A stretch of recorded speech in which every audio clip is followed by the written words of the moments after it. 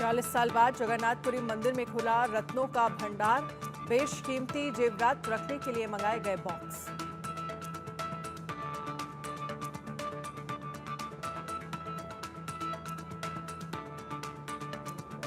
किसी की भी पार्टी है तो अकेली भारतीय जनता पार्टी है। इसलिए मित्रों, हम सबको सबसे पहले इस बात को समझना पड़ेगा कि हमारे कंधों पर जो जिम्मेवारी है, वह जिम्मेवारी कोई मौसमी नहीं है, वो जिम्मेवारी कोई सीजनल नहीं है। वो जिम्मेवारी कभी है और कभी नहीं है, ऐसा नहीं है। वह जिम्मेवारी सदा सदा निरंतर हमारे कंधों पर है। इस बात को हमको ध्यान में रखना चाहिए। और इसीलिए ये 2024 का चुनाव इस बात को प्रतिलक्षित करता है कि भारत की जनता ने 2024 में लगातार तीसरी बार मोदी जी के नेतृत्व में अगर हमको समर्थन दिया है तो वह हमको एक विशेष कार्य के लिए दिया है कि विकसित भारत 2047 में बना करके हमने दिखाना है। और इसीलिए हम अपनी जिम्मेवारियों के बारे में जब बात करते हैं तो हमें ध्यान में रहे कि भारतीय जनता पार्टी भविष्य की पार्टी भी है। यह भविष्य हमारे हाथों में है। इसको संभाल करके चलना ये हमारी जिम्मेवारी है। और इसलिए हम अपने जिम्मेवारी के बारे में सजग रहें, यह हमारी आवश्यकता होती है। मैं यहां आपको यह भी बताना चाहता हूं कि इन चुनाव के नतीजों ने यह बता दिया कि जो भी राजनीतिक दल है, अगर वो कहीं सक्षम है नॉर्थ ईस्ट में, तो मध्य भारत में शून्य है। अगर कोई सक्षम है उत्तर भारत में, तो वो दक्षिण भारत में दिखने को नहीं मिलती है। अगर वो सक्षम है पश्चिम भारत में, तो पूर्व में उसका नाम लेवा भी नहीं है। और अगर कोई सक्षम है मध्य में, तो उसका उत्तर, पूर्व, पश्चिम, दक्षिण कहीं भी नाम लेवा नहीं है। ये अकेली भारतीय जनता पार्टी है जो पैन इंडिया पार्टी है, अखिल भारतीय पार्टी है, हर जगह है। पूर्व में, पश्चिम में, उत्तर में, दक्षिण में, पूर्वोत्तर में अगर कोई पार्टी है तो अकेली भारतीय जनता पार्टी है। ये हमको समझना चाहिए। और इसीलिए जब हम बात करते हैं तो हमें ध्यान में रखना चाहिए कि we are the representatives of 140 crore people. 140 crore लोगों के नेतृत्व करने वाले जिम्मेवार कार्यकर्ता हैं। इस बात को हमको समझ लेना चाहिए। और मैं यहां यह भी आपको बताना चाहता हूं, हमने कितने उतार चढ़ाव देखे। मैं तो खैर उस समय छात्र नेता था, 1984 की बात है। हमें कहते थे हम दो, बाकी हमारे दो भी नहीं। ये हमारा मजाक उड़ाते थे, खिल्ली उड़ाते थे। आज वही पार्टी एक बार अटल जी के नेतृत्व में जहां प्रधानमंत्री के रूप में देश पर राज किया, वहीं अब मोदी जी के नेतृत्व में तीसरी बार लगातार हम अपने आप को शासन में लोगों का आशीर्वाद मिल रहा है। यह भी हमको ध्यान में रखना चाहिए। और 1500 पार्टियां हैं देश में, छोटी और बड़ी मिला के 1500 पार्टी। किसी भी पार्टी में आंतरिक प्रजातंत्र नहीं है। अधिकतर पार्टियां परिवारवादी पार्टियां हो गई हैं और अधिकतर पार्टियां अपने और अपने लोगों को परवरिश करने पर लगी हुई पार्टियां हैं। ये अकेली भारतीय जनता पार्टी है जो इस मूल मंत्र पर चल रही है, सबका साथ, सबका विकास, सबका विश्वास, सबका प्रयास। और मैं यहां दावे से कह सकता हूं कि मैं हूं या मंच पर बैठे लोग हैं या सामने बैठे नेतृत्व है, कोई भी अपने परिवार के कारण नहीं है, वह अपने कर्म के कारण है और वह अपनी पार्टी में खड़ा है। इस बात को भी हमको ध्यान में रखना चाहिए। यह हमारी पार्टी की विशेषता है और इसलिए इस विशेषता को हमको ध्यान में रखना चाहिए। मैं एक बात और कहना चाहता हूं कि हम सब लोगों को अपने आत्मविश्वास हमेशा अपने साथ रखना चाहिए। और आत्मविश्वास के साथ साथ आत्मचिंतन भी लगातार करना चाहिए। कोई बाहर वाला हमको नहीं बताता, हमें खुद मालूम है हमें क्या करना है। इसलिए हमारा विश्वास भी न डगमगाए और हमारी चिंतन की प्रक्रिया भी लगातार चलती रहे, इसका हमको ध्यान रखना चाहिए। और इसीलिए मैं तमाम कार्यकर्ताओं से, तमाम लोगों से ये कहना चाहूंगा कि मैं कई बार देखता हूं, मैं आज अपने मुख्यमंत्री जी से, अध्यक्ष जी से, सभी लोगों से चर्चा कर रहे थे। मैं हमेशा कह रहा था we are the political parties, और we are the political party, हम वो राजनीतिक दल हैं और हम उस राजनीतिक दल के कार्यकर्ता हैं जिसे इस बात का बोध होना चाहिए जो समय की परिस्थितियों को परिवर्तित करने की ताकत रखता है। इस नेतृत्व को हमकी क्षमता देनी है। और इसीलिए हम कहते हैं कि हम पोस्टमैन नहीं हैं, हम सिर्फ आपकी बात को आगे बढ़ाने वाले नहीं हैं, हम उसमें वैल्यू एडिशन करने वाले लोग हैं, हम परिस्थितियों को बदलने वाले लोग हैं। और इसलिए, और मैं एक बात हमेशा कहता हूं कि हम कार्यकर्ता हैं और कार्यकर्ता के साथ आप भी नेता हैं और हम भी नेता हैं। ये अलग अलग नहीं होते। किसी स्थान पर हम नेता होते हैं तो सामने वाला कार्यकर्ता होता है, किसी स्थान पर आप नेता होते हैं और आपके सामने कार्यकर्ता होता है। हम नेता और कार्यकर्ता एक हैं। जो नेता होता है वो पहले कार्यकर्ता होता है। और इसीलिए मैं नेतृत्व मतलब यहां बैठे सब लोगों को और ऊपर बैठे सब लोगों को एक बात कहना चाहता हूं, भारतीय जनता पार्टी का वो कार्यकर्ता है जो चैलेंजेस को एक्सेप्ट करके आगे बढ़ने की ताकत रखता है। इस मानसिकता से चलने वाला व्यक्ति। मैं जब यूनिवर्सिटी में हुआ करता था, कॉलेज में, तो मैं बार बार बोला करता था, देखो भैया, छुई मुई हो तो हमारे कार्यकर्ता मत बनो, अगर क्षणे रुष्टा क्षणे तुष्टा तो हमारे कार्यकर्ता मत बनो, अगर विपरीत परिस्थितियों से लड़ने की ताकत रखते हो तो कार्यकर्ता बनो। और भारतीय जनता पार्टी इस बात को अच्छी तरीके से जानती है। और मैं आपके सामने अभी 2024 के नतीजों के बारे में भी कुछ चर्चा करना चाहता हूं। मैं बताना चाहता हूं, आज अब मैं ये नहीं कहता कि कोई पास हो गया या फेल हो गया और उसके साथ कौन सा शब्द जुड़ता है, कौन पास होता है, कौन फेल होता है। लेकिन आप देखिए, ये कांग्रेस पार्टी जो आज बहुत उल्लास की स्थिति में है, इनसे मैं पूछना चाहता हूं कि आप तीनों चुनाव में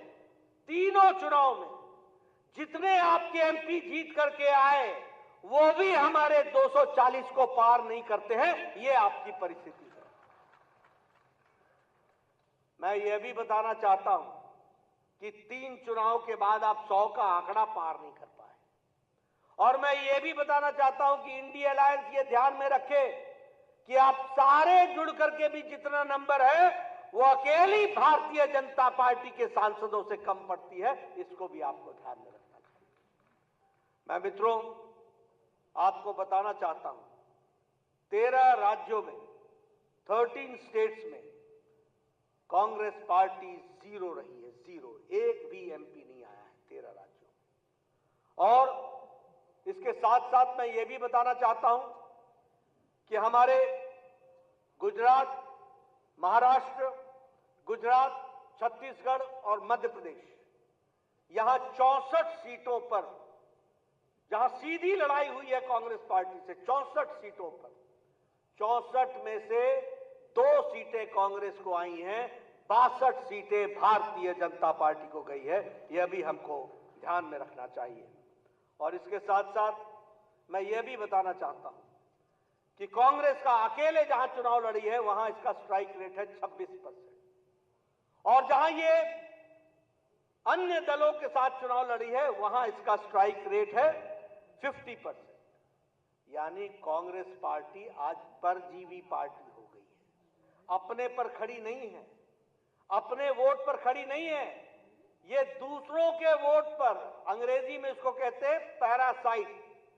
और आप यहां परजीवी पार्टी यानी लता की तरह किसी पेड़ के साथ चिपक करके खड़े होने की बात करती है। और यह भी हमको ध्यान में रखना चाहिए कि यह पार्टी दूसरों के सहारे खड़े होकर के उन पार्टियों को कमजोर कर देती है और खुद खड़े होने का प्रयास करती है।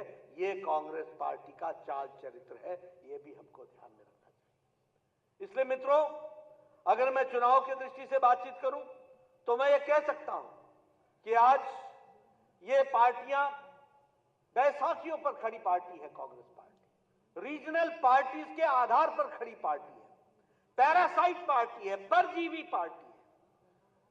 ये अपनी ताकत पर खड़ी नहीं होती। और ये जो इंडी अलायंस है, ये सारा जोड़ लें तो मैं दोबारा बोलता हूं कि उनकी संख्या हमारे 240 से भी कम पड़ती है। ये भी हमको ध्यान में रखना चाहिए। इसलिए मित्रों, मैं एक ही बात कहना चाहता हूं कि हम अपने बारे में जब आत्मचिंतन करें तो सारी बातों को गौर से ध्यान में रख करके आगे के रास्ते को प्रशस्त करने के लिए चले। ये हमारी जिम्मेवारी होगी। अब मैं ये भी बताना चाहता हूं, आप सब लोग भी इस चर्चा को सुनते रहे कि लोगों में भ्रम फैलाने की कोशिश हुई कि संविधान समाप्त हो जाएगा, संविधान पर आघात होगा, संविधान को हम तोड़ मरोड़ देंगे। मैं ये पूछना चाहता हूं, ये संविधान के साथ छेड़छाड़ करने का काम का इतिहास किसका है? और मैं चाहूंगा कि आगे आप ये बात जन जन तक पहुंचाएं। कौन सी ऐसी पार्टी है जिसको इलाहाबाद हाईकोर्ट ने एक बार कह दिया कि प्रधानमंत्री का चुनाव गलत है और गलत के साथ साथ उनको प्रधानमंत्री के पद पर रहना नहीं चाहिए, तो वो संविधान बदल देते हैं, वो इमरजेंसी लगा देते हैं और वो संविधान के साथ साथ संविधान की हत्या भी करते हैं और प्रजातंत्र की भी हत्या करते हैं। इस तरीके की पार्टी है जो संविधान के रक्षक बनकर के आजकल घूम रही है। 90 बार चुनी हुई सरकारों को गिराया है कांग्रेस पार्टी ने, 90 टाइम्स। और एक तरफ भारतीय जनता पार्टी मोदी जी के नेतृत्व में 10 साल के अंदर सिर्फ एक जम्मू कश्मीर में राष्ट्रपति शासन लगाया और वह भी पार्लियामेंट में बोल करके लगाया कि यह टेम्पररी है, इसको उठा दिया जाएगा और हम चुनाव राष्ट्रपति शासन नहीं लगाएंगे। इस बात को हम कह करके चलते हैं। ये आज प्रजातंत्र की दुहाई देने लगे, ये संविधान के रक्षक बन गए। धर्म के आधार पर आरक्षण देने वाले लोग, जो संविधान में साफ लिखा है कि on religious ground there will be no reservation, उसकी धज्जियां उड़ा करके आंध्र प्रदेश में एक बार नहीं 4 बार प्रयास होता है धर्म के आधार पर आरक्षण देना। कर्नाटक में हम धर्म के आधार का आरक्षण को समाप्त करते हैं, कांग्रेस पार्टी की सरकार आती है, वो दोबारा धर्म पर आरक्षण लगाने का प्रयास करती है। बोलिए, ऐसे लोगों को आगे आने देना है क्या? मैं पूछना चाहता हूं, आगे आने देना है क्या? ये संविधान के रक्षक हैं क्या? ये संविधान की हत्या करने वाले लोग हैं, ये प्रजातंत्र की हत्या करने वाले लोग हैं। अभी इनको बहुत पीड़ा हुई जब हमने ये 25 जून को संविधान हत्या दिवस के रूप में मनाने का तय किया। इनको बड़ी तकलीफ हुई, लेकिन सच्चाई क्या है? संविधान को एक बार नहीं, बारंबार अगर किसी ने आघात पहुंचाने का प्रयास किया है तो वह कांग्रेस पार्टी ने किया है और इनके नेताओं ने किया है। उसको हमको ध्यान में रखना चाहिए। मित्रों, मैं एक बात और बार बार कहता हूं और मैं उसको फिर से यहां पर भी दोहराना चाहता हूं। देखिए, देश को आगे ले जाने का रास्ता अगर है तो सिर्फ वो भारतीय जनता पार्टी है। ये हमको स्पष्ट हो जाना चाहिए और ये हमारे ध्यान में बारंबार गूंजता रहना चाहिए दिमाग में कि इसके वाहक हम ही हैं। मैं आपसे ही एक प्रश्न पूछता हूं, आप बताइए, 1500 पार्टियां हैं देश में, कौन सी ऐसी पार्टी है जो विचारनिष्ठ पार्टी है? कौन सी ऐसी पार्टी है? आप बताइए। Congress party centre to right, centre to left, left to right, right to left, जिसका विरोध किया उसके साथ समझौता किया, जिसके साथ समझौता किया उसका विरोध किया। कोई भी विचारधारा नहीं है। आप बताइए, आपके यहां जो रीजनल पार्टीज हैं, किसी में भी कोई विचारधारा है? कोई विचारधारा है? ये अकेली भारतीय जनता पार्टी है जो विचारनिष्ठ पार्टी है। और इसीलिए हम गौरव के साथ कह सकते हैं कि अगर श्यामा प्रसाद मुखर्जी ने 52-53 में कहा कि धारा 370 जानी चाहिए, तो हम लगातार आपके और हमारे जैसे करोड़ों करोड़ों कार्यकर्ता 4-4 पीढ़ियां खपा करके उस 2020 के 6 जून का, जुलाई का इंतजार कर रहे थे, जब मोदी जी की इच्छा शक्ति ने और अमित शाह की रणनीति ने धारा 370 को धाराशाही कर दिया। यह भी हम लोगों ने देखा। हम ही हैं वो आइडियोलॉजिकल पार्टी, हम ही हैं वो आइडियोलॉजिकल पार्टी। और मैंने पहले भी कहा था, मैं इसलिए पत्रकार बंधु भी नोट कर लें, सारे चुनाव में मैंने कहा राम मंदिर हमारे लिए चुनाव का मुद्दा नहीं है। राम मंदिर करोड़ों करोड़ों लोगों के आस्था का मुद्दा है और आस्था से जुड़ा हुआ विषय है। और यहां मैं ये फिर से बताना चाहता हूं, 1987-88 में पालमपुर के अधिवेशन में भारतीय जनता पार्टी ने कहा था कि हम राम मंदिर के बनाने के रास्ते को प्रशस्त करने के लिए सक्रिय भूमिका अदा करेंगे। ये हमारे वाक्य हैं जो हम लोगों ने प्रस्ताव में पारित किया था। और इस वाक्य के लिए एक बार नहीं, अनेकों बार एक साथ कई सरकारों की आहुति दी, कई बार लड़ाई लड़ी, कई बार जीते, कई बार हारे, कई मुसीबतें सही, लेकिन यह भी हम लोगों ने अपनी आंखों से देखा कि जनवरी के महीने में 22 जनवरी के दिन प्रधानमंत्री मोदी जी के कल कबलों द्वारा भव्य रामलला की मूर्ति का प्राण प्रतिष्ठा हुआ। वो भी हम लोगों ने इतिहास में दर्ज होते हुए देखा। इसलिए we are ideological based party, हमारी विचारनिष्ठ पार्टी है। अगर पंडित दीनदयाल उपाध्याय ने कहा एकात्म मानववाद, उस समय लोग बोलते थे हमें ये एकात्म मानववाद समझ में नहीं आता है। और जब हमारी जनता पार्टी की सरकार बनी 77 में, और हमारी जब राजस्थान में सरकार बनी, जब हमारी हिमाचल में सरकार बनी, हमारे मुख्यमंत्री बने, हमारी मध्य प्रदेश में सरकार बनी, तो उसी को कार्यान्वित करने के लिए हम लोगों ने अंत्योदय शुरू किया।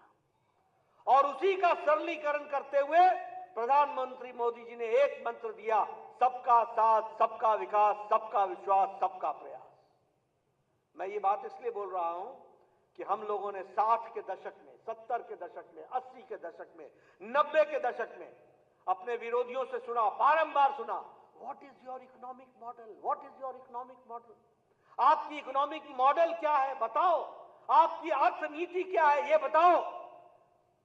वो अर्थनीति को सरलीकरण के जाने के बजाय जटिल बना रहे थे। वो सामान्य व्यक्ति को समझ में न आए इस तरीके से अपनी अर्थनीति की व्यवस्था कर रहे थे। लेकिन प्रधानमंत्री मोदी जी ने हमारी अर्थनीति को सरलीकरण करके हम सबके सामने रखा, सबका साथ, सबका विकास, सबका विश्वास, सबका प्रयास। और उसी विषय को लेकर के हम आगे बढ़े हैं और हमने उसको पूरा करने का प्रयास किया है। मैं यहां जब आइडियोलॉजिकल बेस्ड पार्टी की बात करता हूं, तो मैं यहां आपको यह भी बताना चाहता हूं कि we are the only cadre based party. इस बात को आप ध्यान में रखिए। यह संख्या यहां कोई ऐसे ही घूमता फिरता हुआ आया हुआ व्यक्ति नहीं है। वो किसी न किसी क्रम के अनुसार, वो किसी न किसी जिम्मेवारी के अनुसार वह आज यहां पर उपस्थित है। और इसीलिए हम कहते हैं कि 18 करोड़ की हम पार्टी हैं, और 18 करोड़ की पार्टी में हमारे 1,16,000 शक्ति केंद्र हैं, और 10,40,000 बूथ में 6,80,000 बूथ पर हमारे बूथ के अध्यक्ष और बूथ की समिति है। यह पार्टी अकेली भारतीय जनता पार्टी है।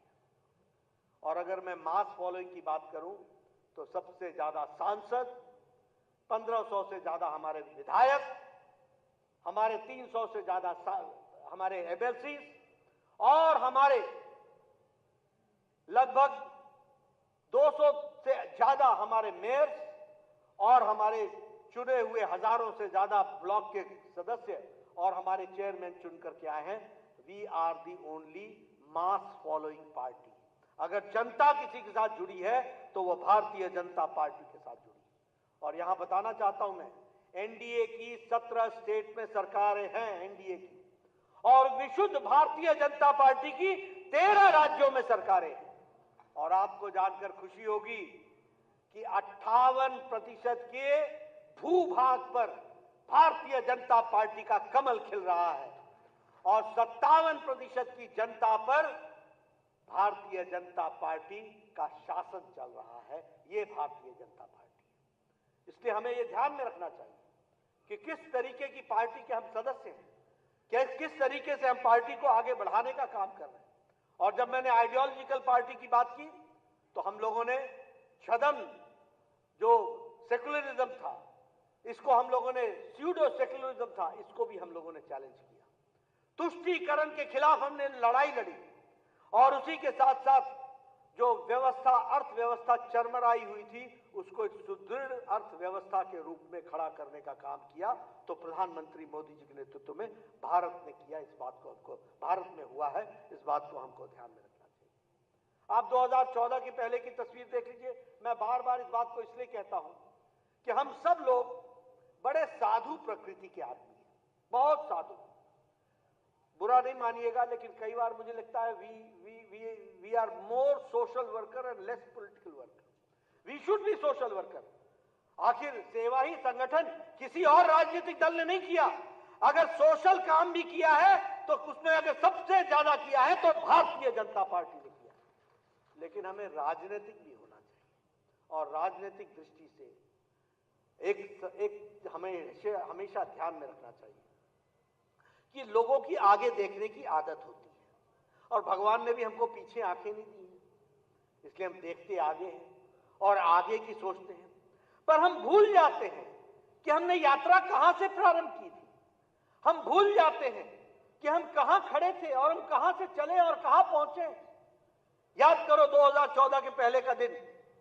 आप बताइए 2014 के पहले का दिन कैसा था, क्या परिस्थिति थी। भ्रष्टाचारी देश कहलाता था, पॉलिसी पैरालिसिस कहलाता था, रिमोट कंट्रोल से चलने वाला देश था, अर्थनीति हमारी लड़खड़ा चुकी थी, हमारे यहां कोई निवेश करने के लिए आता नहीं था।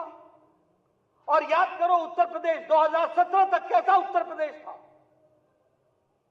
आप दंगे भूल गए क्या? आप माफिया राज भूल गए क्या? क्या आप अराजकता भूल गए क्या? क्या किस तरीके से लोग पलायन कर रहे थे इसको भूल गए क्या? क्या आप भूल गए कि बहु बेटियां सुरक्षित नहीं थी? क्या आप भूल गए थे कि व्यापारी उत्तर प्रदेश को छोड़ करके जा रहे थे? मैं इसलिए ये सब आपको याद दिलाता हूं और दिलाना चाहता हूं कि याद रखना, उजाले का महत्व तो तब समझ में आता है जब अंधकार की त्रासदी ध्यान में हो। और इसी बीच बड़ी खबर आपको दिखा रहे हैं। यूपी बीजेपी कार्य समिति की अहम बैठक। कार्य समिति की बैठक में बोले सीएम योगी, बीजेपी का वोट प्रतिशत कम नहीं हुआ है। पीएम का एक ही मंत्र, सेवा ही संगठन है। आज मनमाना नहीं चल सकता, कार्यकर्ताओं का बैकफुट पर आने की जरूरत नहीं। यूपी के अंदर आज सुरक्षा का वातावरण है, ये सीएम योगी की तरफ से कहा गया। यूपी को माफिया राज से मुक्त किया है, सीएम योगी की तरफ से ये कहा गया। आज मनमानी नहीं चल सकती, जाति मजहब के आधार पर भेदभाव नहीं किया, विकास के काम में भेदभाव नहीं किया गया है, साजिश करने में विरोधी सफल हो गए, ये सीएम योगी ने कहा। बीजेपी ने संविधान को सर्वोच्च सम्मान दिया। उसकी वास्तविक स्थिति तक पहुंचाने का कार्य किया था और लगातार उस पर दबाव बनाए रखा था। कोई संदेह नहीं, 2014 में जितना मत प्रतिशत भारतीय जनता पार्टी के पक्ष में था, 2017 में जितना मत प्रतिशत भारतीय जनता पार्टी के पक्ष में था, 2022 में जितना मत प्रतिशत भारतीय जनता पार्टी के पक्ष में था, 2024 में भी आप सभी कार्यकर्ताओं के संघर्ष से, प्रयास से, प्रधानमंत्री मोदी जी के नेतृत्व में, माननीय राष्ट्रीय अध्यक्ष जी के नेतृत्व में भारतीय जनता पार्टी उतना वोट पाने में सफल रही। लेकिन जैसा वोटों की शिफ्टिंग होती है और कहीं पर जब हम लोग ये मान करके चलते हैं कि आत्मविश्वास में कि हम तो जीत ही रहे हैं, तो स्वाभाविक रूप से वहां पर कहीं ना कहीं हमें खामियाजा भी भुगतना पड़ता है।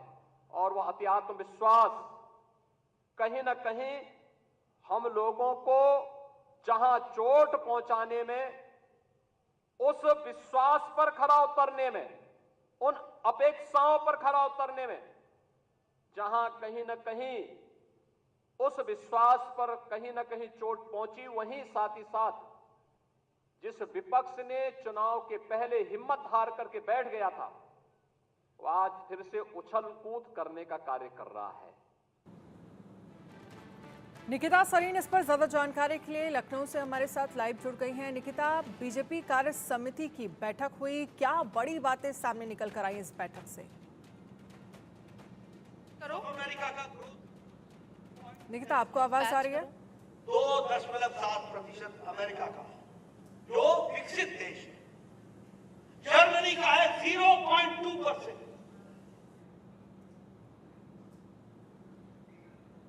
तो यूपी बीजेपी कार्य समिति की अहम बैठक, जहां पर तमाम बातों का जिक्र सीएम योगी आदित्यनाथ की तरफ से किया गया। इसके साथ ही जेपी नड्डा ने भी बताया कि जो सीटें उत्तर प्रदेश में हम हारे हैं उसकी समीक्षा की जाएगी। आज मनमाना नहीं चल सकता। उत्तर प्रदेश यूपी बीजेपी कार्य समिति की अहम बैठक। और जब सिचुएशन को लेकर सवाल उठे तो ये कहा गया कि भाई ऑल इज वेल है, सब कुछ ठीक चल रहा है पार्टी में। निकिता सरीन लखनऊ से हमारे साथ ज्यादा जानकारी के लिए जुड़ गई हैं। निकिता, बीजेपी कार्य समिति की बैठक हुई है।